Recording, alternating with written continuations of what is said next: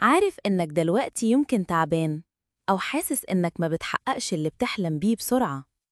بس أنا عايزك تعرف إن كل يوم بتقوم فيه وتحاول حتى لو بخطوة صغيرة هو يوم بيقربك من اللي أنت عايزه. بعد سنة من النهاردة أتمنى تبص ورا وتشوف إنك كنت قوي، إنك ما استسلمتش. أتمنى تفتكر إن اللحظات الصعبة كانت السبب إنك تبقى الشخص اللي أنت عليه دلوقتي. مهما الدنيا ضلمت حواليك، افتكر دايما إن أصعب اللحظات هي اللي بتخلق أقوى النسخ منك. يمكن دلوقتي مش شايف الطريق، لكن خطوة صغيرة النهاردة ممكن تغير مستقبلك كله.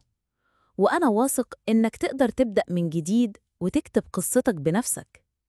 ولو حسيت إن الكلام ده لمس قلبك، اضغط لايك وشير الفيديو مع أي حد محتاج يسمعه عشان ننشر الأمل مع بعض.